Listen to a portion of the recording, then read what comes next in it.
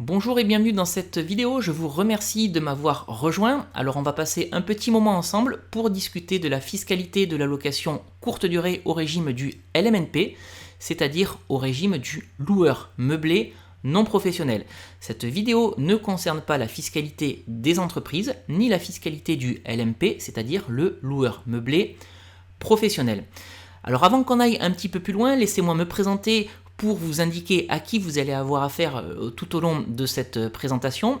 Je m'appelle Sébastien Ascon, je suis ingénieur informatique de formation et je suis passionné d'immobilier et de location courte durée, qu'on appelle également la location saisonnière. Et c'est la raison pour laquelle j'ai créé un blog qui s'appelle louerencourtedurée.fr. Et je publie régulièrement sur ce blog et sur ma chaîne YouTube du même nom, Louer en courte durée, des vidéos qui concernent mes deux passions, l'immobilier et la location courte durée.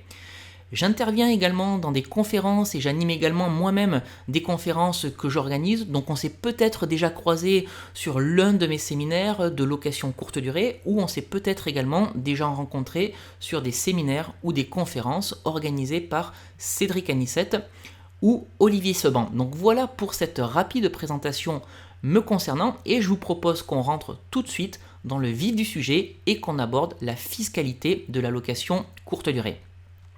Alors si vous faites de la location courte durée, vous allez avoir un certain nombre d'impôts et de taxes à payer. Alors il va y avoir des impôts qui sont propres à la location meublée, je pense notamment à la taxe foncière, à la CFE, aux prélèvements sociaux. Et il y a également d'autres impôts qui vont être, eux, plus spécifiques à la location courte durée, comme la taxe de séjour et les cotisations sociales. Mais lorsqu'on parle de location courte durée, il y a également de fausses croyances en ce qui concerne la taxe d'habitation et la TVA, et je vais vous en dire deux mots dans la suite de cette présentation. Alors on va tout de suite commencer par les impôts qui sont propres à la location meublée.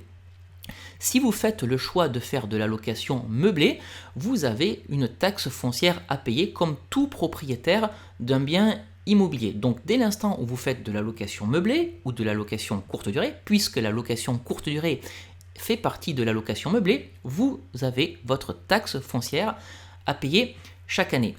Mais dès l'instant où vous faites également de la location meublée, vous avez un autre impôt à payer et cet impôt, ça s'appelle la CFE. CFE pour cotisation foncière des entreprises. Alors on me demande régulièrement quelle est la valeur de cette CFE pour essayer d'anticiper les choses, pour essayer de voir à quelle sauce on va être mangé. En fait, je ne peux pas vraiment répondre à cette question parce que la valeur de la CFE, elle va dépendre de plusieurs critères et en particulier de la valeur locative de votre bien immobilier. Donc ça c'est quelque chose qu'il est facile de déterminer. Par contre, la valeur de la CFE est également indexée sur un taux qui est fixé par la commune. Et ce taux va varier d'une commune à l'autre, ce qui fait qu'il est impossible de connaître par anticipation le coût de cet impôt, donc le coût de la CFE. Et donc la meilleure façon de pouvoir l'anticiper, c'est de prendre contact auprès de la mairie de votre commune pour savoir un petit peu où vous allez aller avec votre CFE. Mais de toute façon, à partir du moment où vous faites de la location meublée, donc a fortiori de la location courte durée, vous avez cet impôt à payer. Ensuite, lorsque vous faites de la location meublée, vous avez également des prélèvements sociaux à payer. Et ces prélèvements sociaux vont s'appliquer sur votre assiette d'imposition, c'est-à-dire que vous allez payer des prélèvements sociaux uniquement si vous réalisez des bénéfices, c'est-à-dire uniquement si votre résultat fiscal est positif. Alors les prélèvements sociaux, ils s'appliquent à la location meublée classique, ce que j'appelle également la location meublée traditionnelle.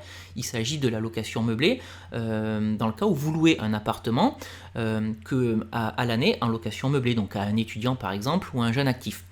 Par contre, les prélèvements sociaux s'appliquent également à la location courte durée, uniquement si votre chiffre d'affaires, c'est-à-dire si le montant global de vos loyers est inférieur à 23 000 euros. Au-delà de 23 000 euros, vous n'allez plus payer des prélèvements sociaux, mais vous allez payer des cotisations sociales. J'y reviendrai un petit peu plus loin dans cette présentation. Donc voilà pour tous les impôts qui sont propres à la location meublée, mais que vous allez bien entendu retrouver en location courte durée, puisque la location courte durée fait partie de la location meublée.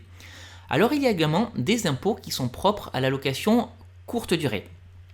Si vous faites de la location courte durée, vous allez devoir payer la taxe de séjour à votre commune. Alors quand je dis vous allez devoir payer, c'est pas tout à fait ça, parce que cette taxe de séjour, elle est indolore, vous la prenez à vos voyageurs et vous la redonnez ensuite de façon trimestrielle à la commune. Cette taxe de séjour, elle est généralement de quelques dizaines de centimes, sa valeur varie en fonction de la ville. Donc au moment où vous allez recevoir des voyageurs, vous leur demandez de régler cette taxe de séjour qui est valable par nuit et par personne, par exemple 50 centimes par nuit et par personne, et ensuite tous les trimestres, encore une fois, vous allez reverser cette taxe à la commune. Donc il ne faut absolument pas avoir peur de payer la taxe de séjour, parce qu'elle ne vient pas de vous, vous ne faites que boîte aux lettres, vous ne faites que tirelire, vous la prenez à voyageur pour la reverser à la commune. Maintenant, si vous faites de la location courte durée, vous allez être également assujetti à des cotisations sociales, mais comme je le disais précédemment, uniquement si le montant global de vos loyers, uniquement si votre chiffre d'affaires dépasse les 23 000 euros. En dessous de 23 000 euros, vous ne payez pas des cotisations sociales, vous payez des prélèvements sociaux. Alors je voulais également évoquer très rapidement les fausses croyances. Lorsque vous faites de la location courte durée, vous n'êtes pas assujetti à la taxe d'habitation. Alors lorsque vous faites de la location traditionnelle, vide ou meublée, de toute façon, avec un locataire à l'année, c'est généralement votre locataire qui est présent au 1er janvier qui va s'affranchir, qui va s'acquitter de cette taxe d'habitation. Si vous faites de la location courte durée, forcément vous n'avez pas un locataire régulier dans votre appartement, en tout cas ce locataire ou ces locataires n'y élisent pas leur résidence principale, vous n'êtes donc pas assujetti à la taxe d'habitation.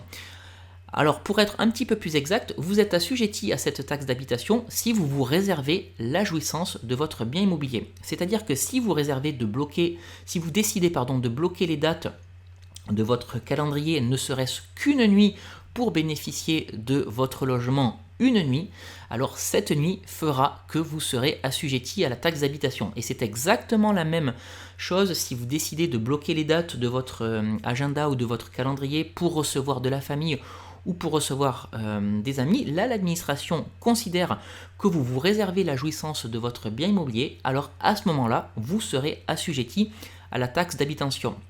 Et donc bien entendu, le fait de se réserver ou non la jouissance du bien immobilier, ça se base uniquement sur votre bonne foi. Donc si vous décidez d'exploiter un bien immobilier 365 jours par an en location courte durée, logement qui sera uniquement dédié à recevoir des voyageurs réguliers, retenez bien que vous n'êtes pas assujetti à la taxe d'habitation.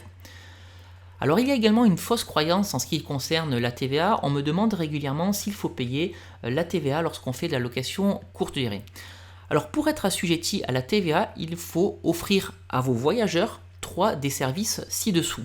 Un service de petit déjeuner, le nettoyage régulier des locaux, c'est-à-dire de votre appartement ou de votre maison, la fourniture du linge de maison, c'est-à-dire les serviettes de bain ou les draps que vous allez mettre dans le lit, et vous devez également fournir un service de réception, même personnalisé, de la clientèle. Alors je voulais quand même préciser que le nettoyage régulier des locaux n'inclut pas le ménage que vous allez faire dans votre appartement ou dans votre maison entre deux locataires. Le nettoyage régulier des locaux, ça concerne un nettoyage quotidien, c'est-à-dire que si vous recevez une personne par exemple qui va rester 3 ou 5 nuits dans votre appartement, le ménage régulier ou le nettoyage régulier, ça va être le ménage que vous allez effectuer tous les jours durant la période de réservation de votre client.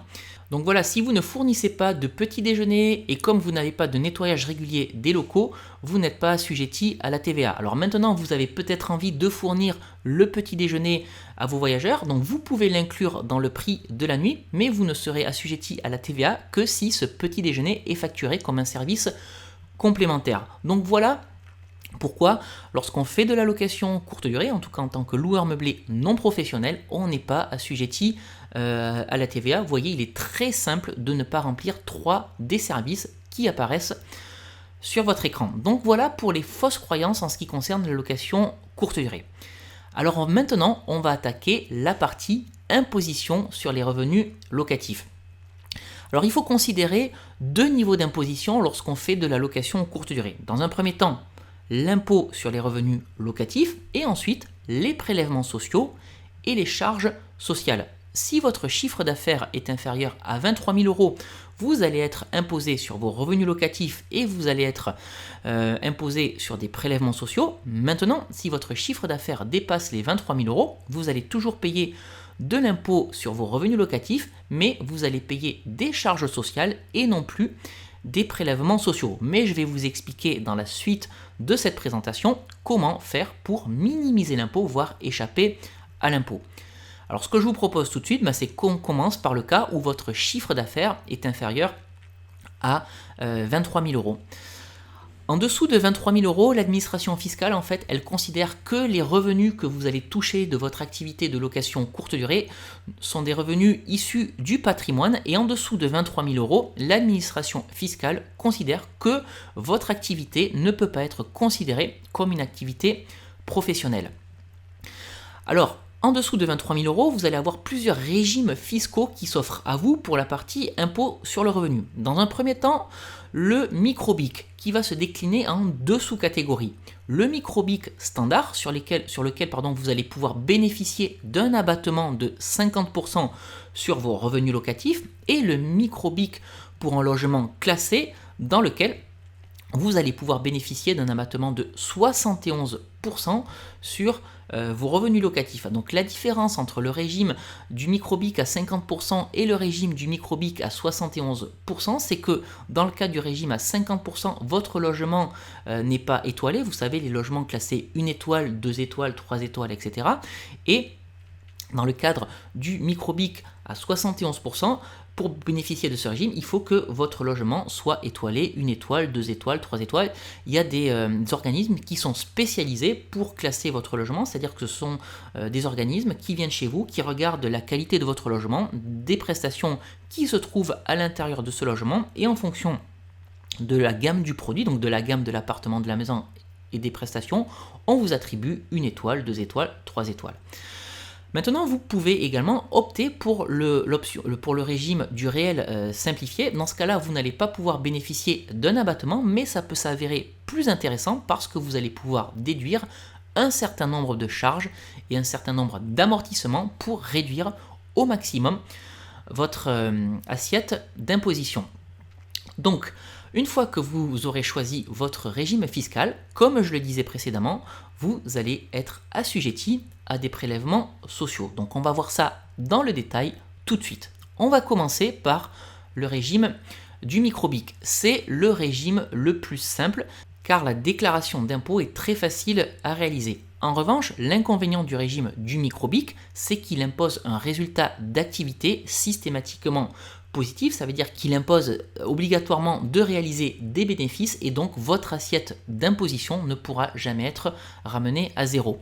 Donc quel est le mode de fonctionnement? On va appliquer un abattement de 50% ou de 71% sur votre chiffre d'affaires, sur vos loyers, et donc la somme qui va rester après abattement constituera votre assiette d'imposition, et cette assiette va être soumise à l'impôt sur le revenu en fonction de votre tranche marginale d'imposition, et cette assiette d'imposition sera également soumise aux prélèvements sociaux. C'est vraiment la raison pour laquelle vous ne pouvez pas échapper à l'impôt lorsque vous choisissez l'option du micro-BIC.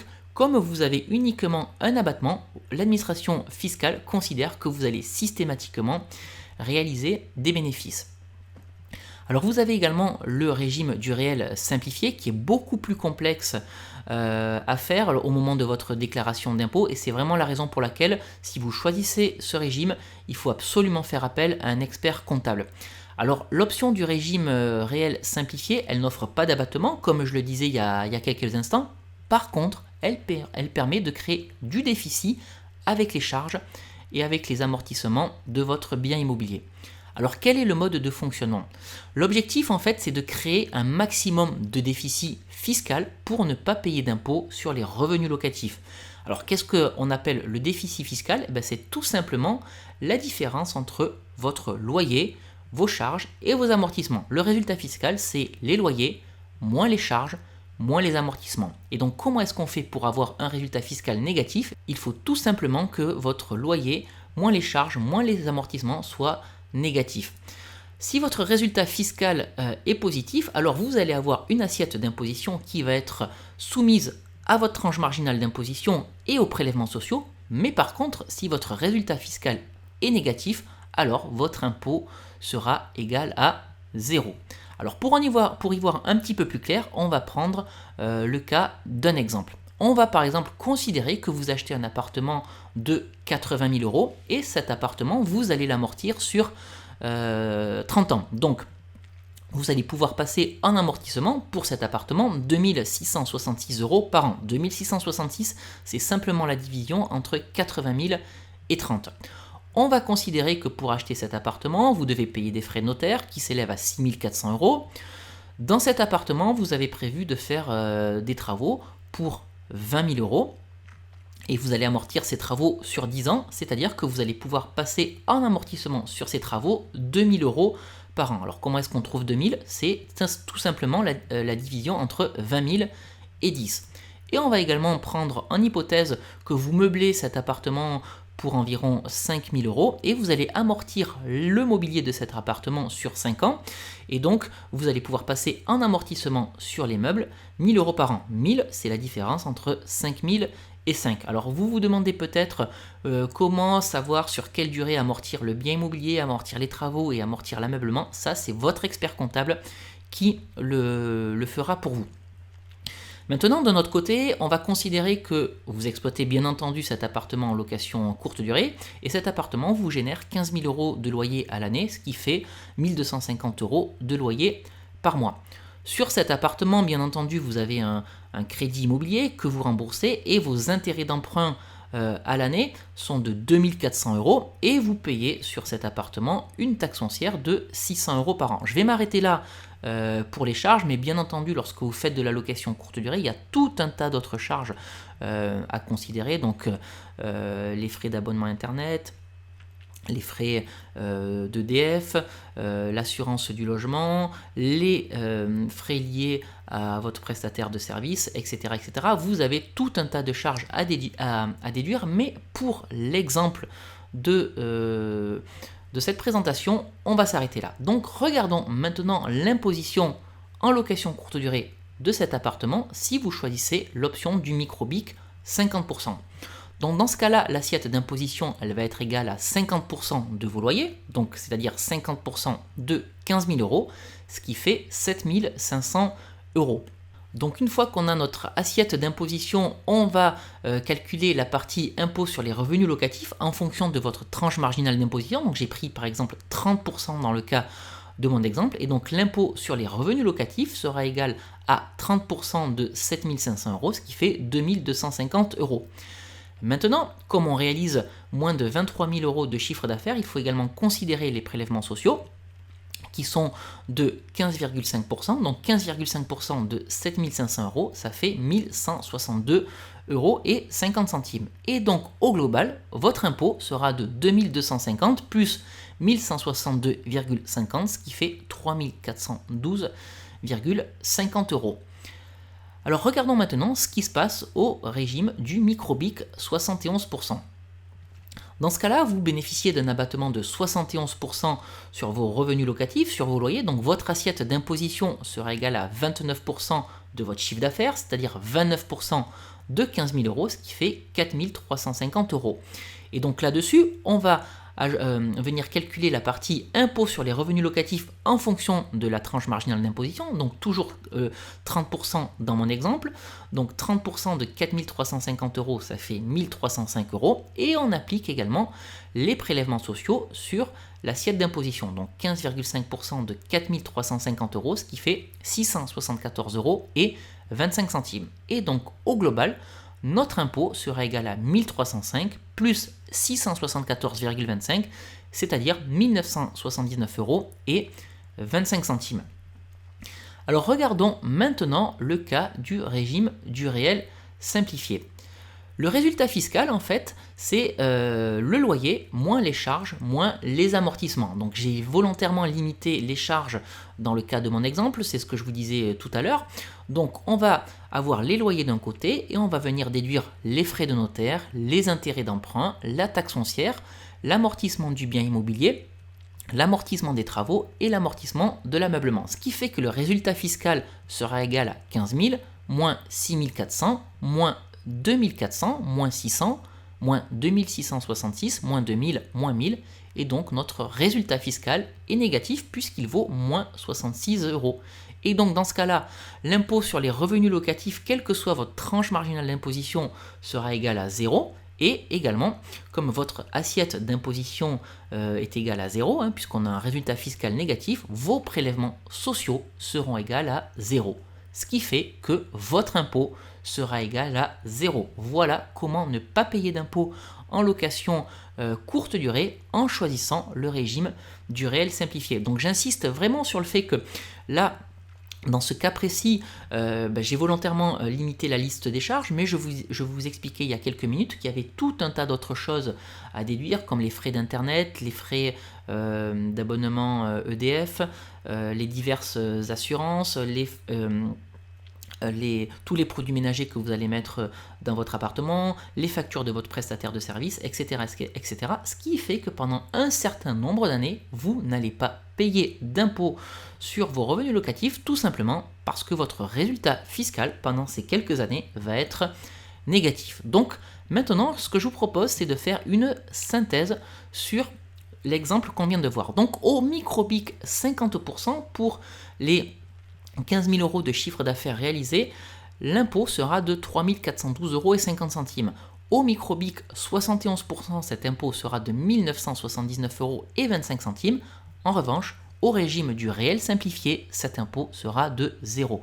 Voilà donc pourquoi choisir le bon régime d'imposition peut faire toute la différence en ce qui concerne l'imposition. Clairement, sur cet exemple précis, sur le même chiffre d'affaires, on va passer de 3 412,50 euros d'impôt à 0 euros d'impôt, ce qui est quand même pas neutre.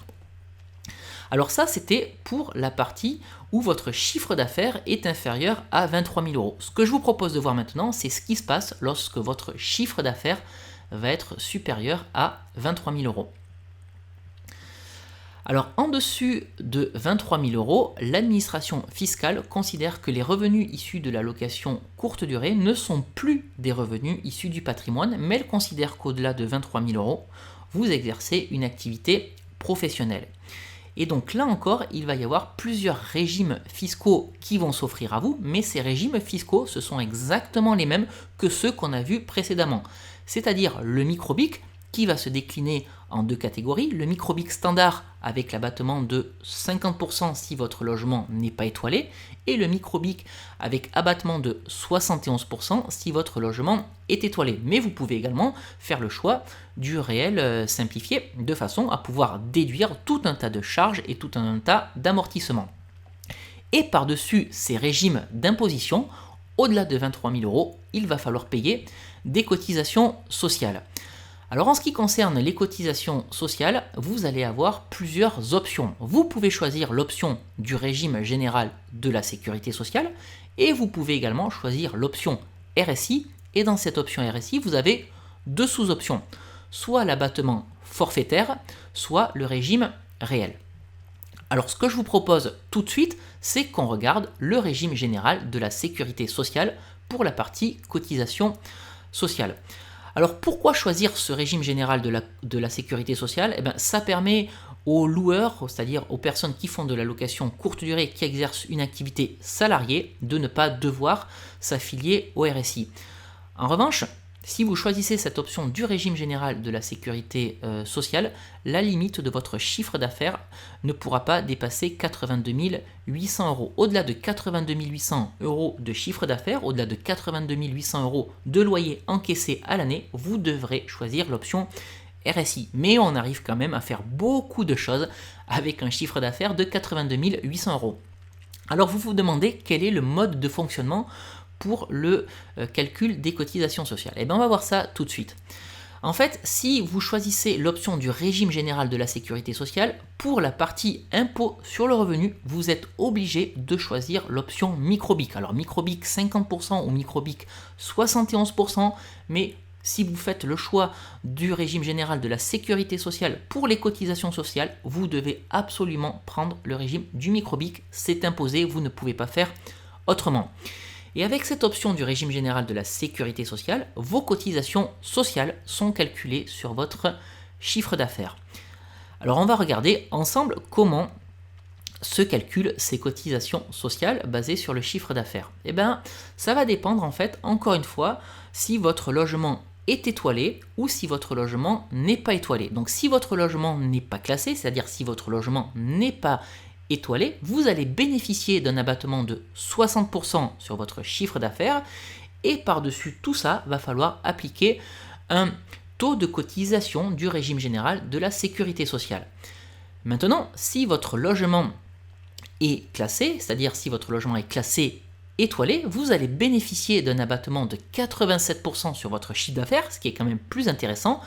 Et là-dessus, on va venir toujours appliquer un taux de cotisation du régime général de la sécurité sociale. Alors vous vous demandez de combien est ce taux de cotisation du régime général de la sécurité sociale.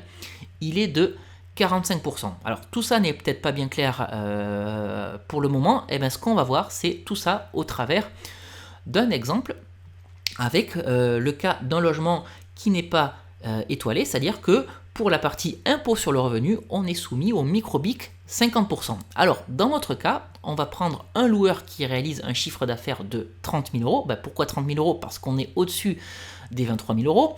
On va considérer que sa tranche marginale d'imposition est de 30% et donc le logement forcément n'est pas classé puisqu'il est au micro-BIC 50%. Son assiette d'imposition, ça c'est toujours la même chose, elle est égale à 50% de son chiffre d'affaires puisqu'il bénéficie d'un abattement de 50%. Donc son assiette d'imposition est égale à 50% de 30 000 euros, ce qui fait 15 000 euros. Maintenant, pour la partie impôt sur le revenu, comme cette personne est assujettie à la tranche marginale d'imposition de 30%, la partie impôt sur le revenu sera égale à 30% de l'assiette d'imposition, donc 30% de 15 000 euros, ce qui fait 4 500 euros. Et maintenant, on va calculer les cotisations sociales qui se calculent sur la base du chiffre d'affaires, donc sur la base des 30 000 euros. Comme le logement n'est pas classé étoilé, il y a un abattement de 60%. C'est la raison pour laquelle on va multiplier le tout par 40%. Et il faut également appliquer le taux de cotisation du régime général, 45%. Donc ces cotisations sociales sont égales à 30 000 fois 40% fois 45%, ce qui fait 5 400 euros. Et donc au global, l'impôt de cette personne sera égal à 4 500 plus 5 400, ce qui fait 9 900 euros. Alors on va regarder maintenant ce qui se passe dans le cas où le logement va être classé étoilé. Donc ça va être sensiblement la même chose. Dans ce cas-là, l'assiette d'imposition, elle va être à 29% du chiffre d'affaires, puisque je vous rappelle qu'on a l'abattement de 71%, ce qui fait que l'assiette d'imposition sera égale à 29% de 30 000, ce qui fait 8 700 euros. Et pour la partie impôt sur les revenus locatifs, toujours avec cette tranche marginale d'imposition à 30% dans mon exemple, on aura donc 30% de 8 700 euros, ce qui fait 2 610 euros.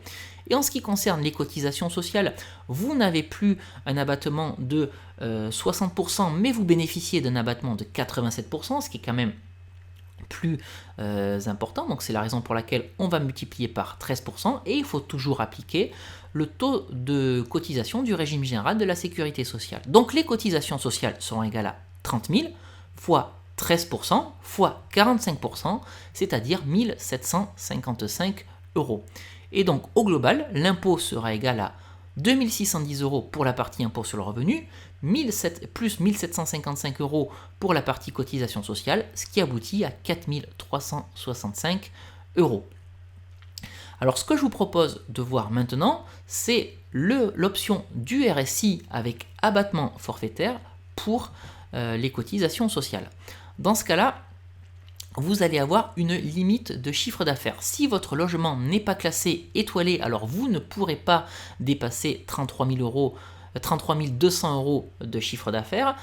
Si c'est le cas, il va falloir passer au régime réel pour les cotisations sociales. Et si votre logement est classé, votre limite maximale de chiffre d'affaires va être de 82 800 euros. Alors encore une fois, on fait beaucoup de choses jusqu'à 82 800 euros, mais si malgré tout votre logement est classé et que vous dépassez ce plafond, va falloir basculer sur le régime du réel. Alors quel est le mode de fonctionnement? Donc là également, si pour les cotisations sociales, vous choisissez l'option RSI avec abattement forfaitaire, pour la partie impôt sur le revenu, vous n'avez pas le choix, vous êtes assujetti au régime du micro-BIC, donc encore une fois avec abattement de 50% ou de 71% en fonction du fait que vous soyez classé étoilé ou pas. Et là encore, les cotisations sociales sont calculées sur la base de votre chiffre d'affaires. Alors on va regarder à combien se chiffrent ces cotisations sociales. Si votre logement n'est pas classé étoilé, ces cotisations sociales sont égales à 22,70% de votre chiffre d'affaires. Et si votre logement est classé étoilé, alors vos cotisations sociales sont égales à 6% de votre chiffre d'affaires.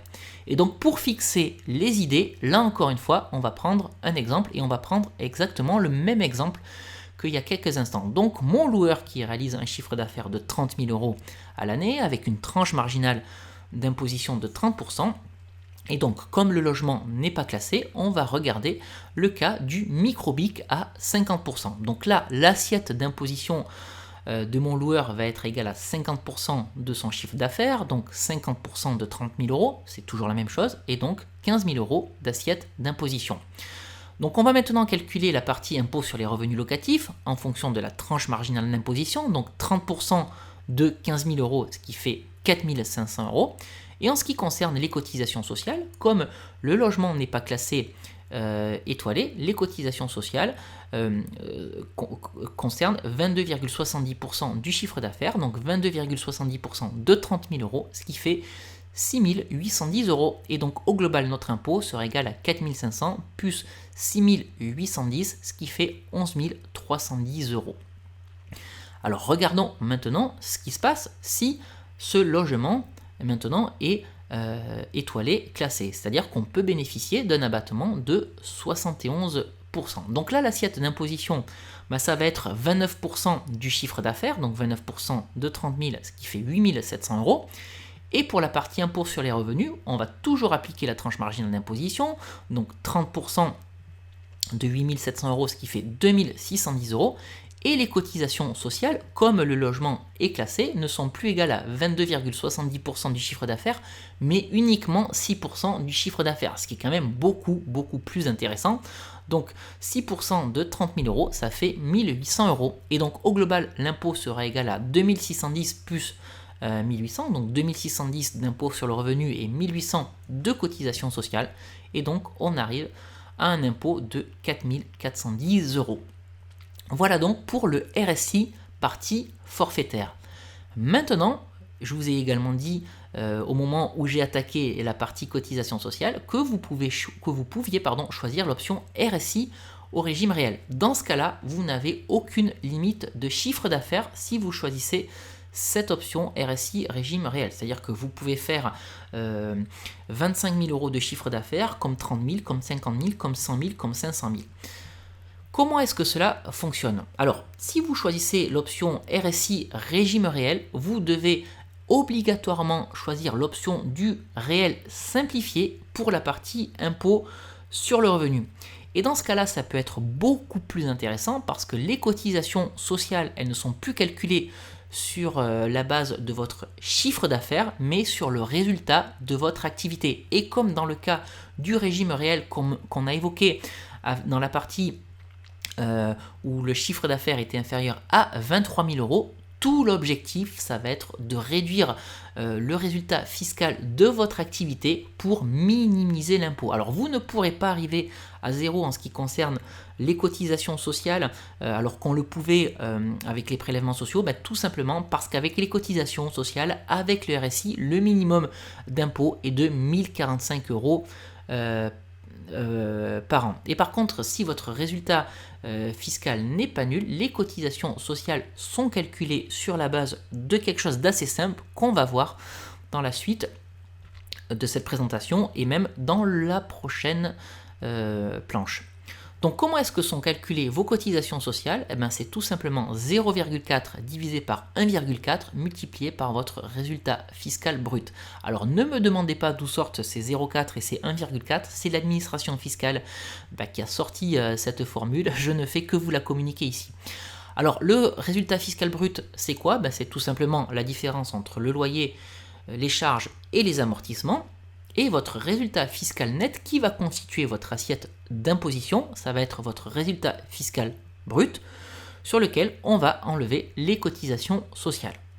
Alors pour éclaircir les idées, on va prendre un exemple, comme ça va être beaucoup plus simple. Donc on est bien au cas du régime réel. Je reprends l'exemple de mon loueur qui réalise un chiffre d'affaires de 30 000 euros par an. Sa tranche marginale d'imposition dans mon exemple est toujours de 30%, et son résultat fiscal brut est de 5 000 euros. C'est-à-dire que ses loyers, moins ses charges, moins ses amortissements, ça donne un résultat de 5 000 euros. Alors ces cotisations sociales, elles vont être égales à quoi? À 0,4 divisé par 1,4 multiplié par son résultat fiscal brut, c'est-à-dire 5 000, et on a donc 1 428 euros et 57 centimes de cotisations sociales. Donc son résultat fiscal net, ça va être 5 000, donc son résultat fiscal brut, moins les cotisations sociales, moins 1428,57, ce qui fait un résultat fiscal net de 3 571 euros et 43 centimes, résultat fiscal net qui va constituer l'assiette d'imposition. Et donc pour la partie impôt sur le revenu, on va venir appliquer sur ce résultat fiscal net la tranche marginale d'imposition, donc 30% de 3 571,43, ce qui fait 1071 euros et 43 centimes. Et donc dans ce cas-là, notre impôt sera égal à 1071,43 plus 1428,57, ce qui fait 2500 euros d'impôt dans le cas du régime réel.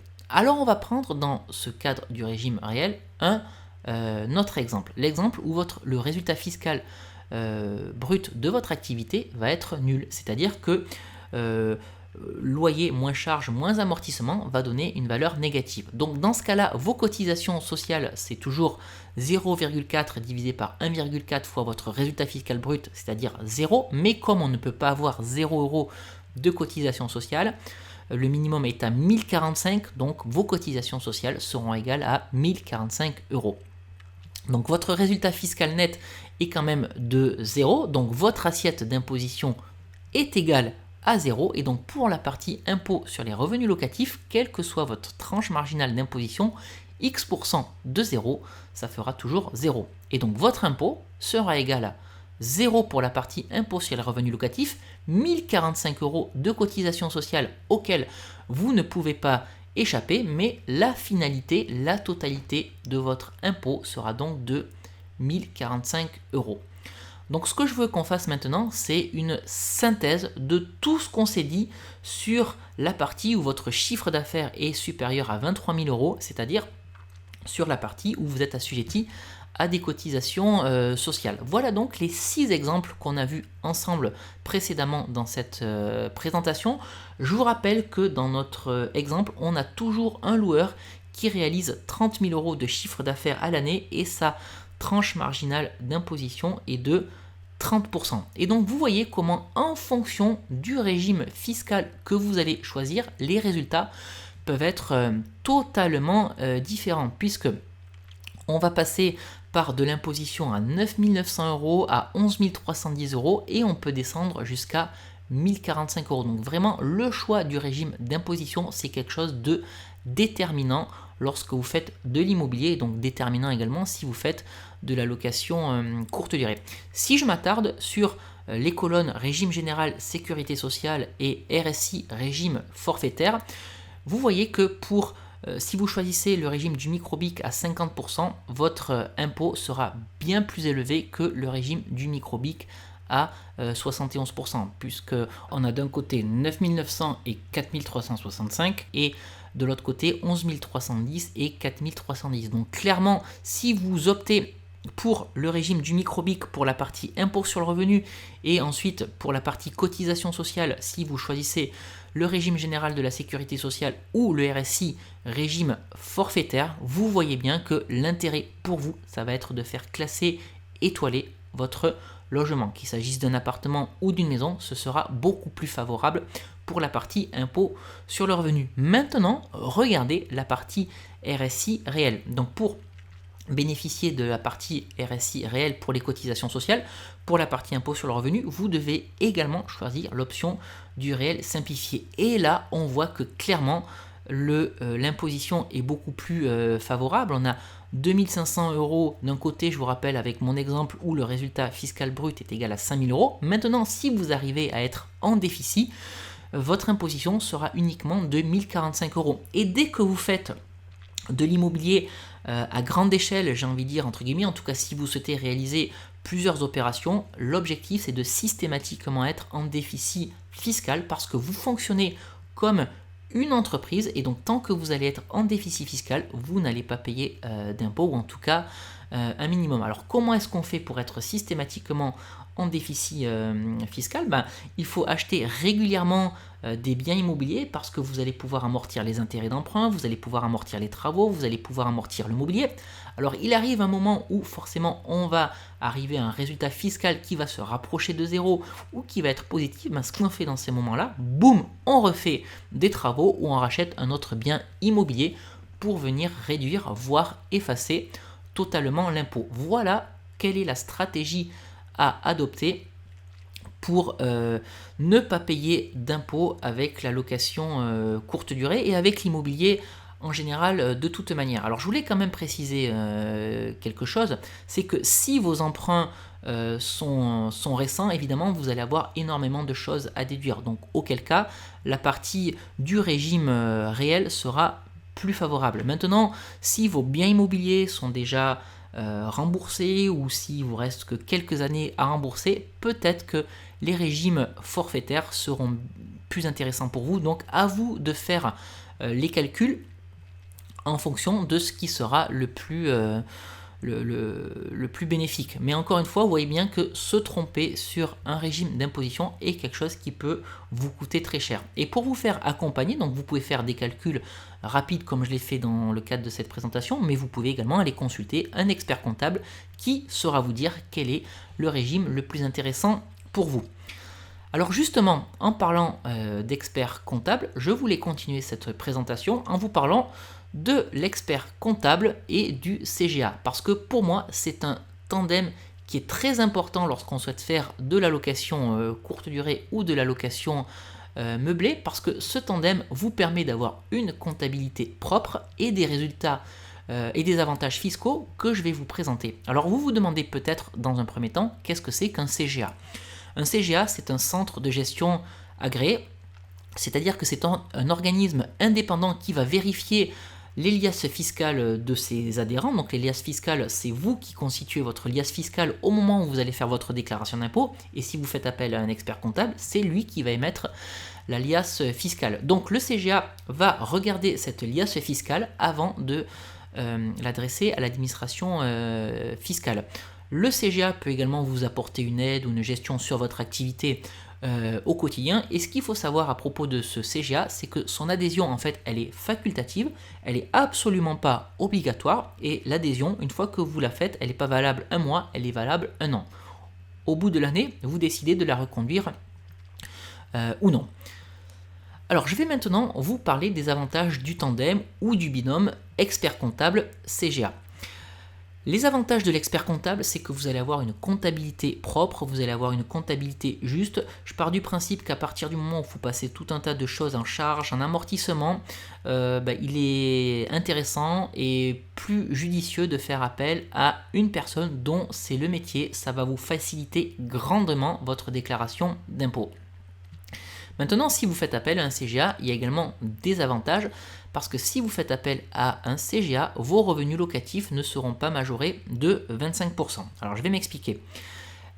L'administration fiscale, elle considère en fait que si vous n'adhérez pas à un CGA, vous allez faire du black. C'est-à-dire que lorsque vous allez vendre 100 euros de nuit, l'administration fiscale considère que vous avez fait 25 euros de black, donc que vous avez en réalité vendu 125 euros. Donc l'administration fiscale, elle va majorer tous vos loyers, et donc la conséquence de majorer tous les loyers, c'est d'avoir un résultat fiscal plus important, et donc une assiette d'imposition plus importante, et donc in fine plus d'impôts à la sortie. Donc voilà la raison pour laquelle cotiser à un CGA, ça peut être quelque chose de très très avantageux. Alors maintenant, quels sont les avantages du tandem expert comptable CGA? Dans un premier temps, si vous adhérez à un centre de gestion agréé et si vous faites appel à un expert comptable, le risque de contrôle fiscal il est beaucoup moins élevé. Ensuite, ce qu'il faut savoir, c'est que si vous cotisez au CGA et si vous faites appel à un expert comptable, les frais d'expertise comptable vont vous être remboursés aux 2/3 dans la limite de 915 €. Et ensuite, dernière cerise sur le gâteau, j'ai envie de dire, les frais d'expertise comptable et d'adhésion au CGA sont des choses que vous allez pouvoir passer en charge de votre activité, bien entendu, si vous choisissez l'option du régime réel. Alors pour que ce soit plus clair, là encore, je vais vous faire un exemple. Donc on va considérer que vous êtes un loueur qui fait de la location courte durée, vous réalisez 20 000 € de chiffre d'affaires à l'année. La cotisation au centre de gestion agréé elle est de 250 € à l'année et vos frais d'expertise comptable sont de 800 € à l'année. Et on considère dans mon exemple que vous payez 3 000 € d'impôt sur le revenu par an.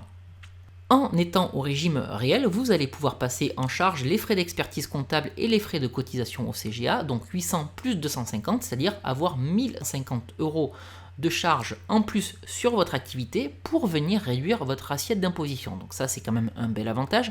Et ensuite, comme je le disais, le fait d'adhérer à l'expert comptable et au CGA, ça vous permet d'avoir une réduction d'impôt sur le revenu égale à 2/3 de vos frais d'expertise comptable. Donc 2/3 de 800 €, c'est-à-dire 533 € et 33 centimes. C'est-à-dire que maintenant, votre impôt sur le revenu ne sera plus égal à 3 000 €, mais 3 000 moins 533,33, c'est-à-dire 2466,67 €. Voilà donc tout l'intérêt de faire appel à un expert comptable et de cotiser à un CGA. Vous avez des avantages fiscaux, vous avez un risque de contrôle fiscal moins élevé et surtout vous avez la possibilité de venir réduire votre assiette d'imposition pour minimiser votre impôt sur les revenus locatifs.